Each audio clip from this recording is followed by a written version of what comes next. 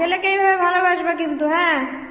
ও তো বাড়িতে সেরকম আসতেই চায় না, ও থাকে খাবার টাইমে এসে খেয়ে চলে যায়। ওই দেখো খেলা। ইরে বাবারে, ইরে বাবারে, ইরে বাবারে, সেই তো খুব ভালো লাগছে দেখে। থাকো থাকো থাকো থাকো। কামড় দিচ্ছিস কেন মাকে? ছাড়।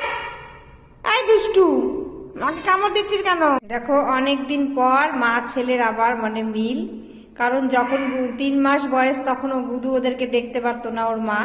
আবার অনেক দিন পর আজকে মিল হয়েছে আর খেলছে খুব সুন্দর। আমি তো দেখে খুব খুশি, কারণ এ তো চোখে দেখে না, বাড়িতেই থাকে সারাদিন।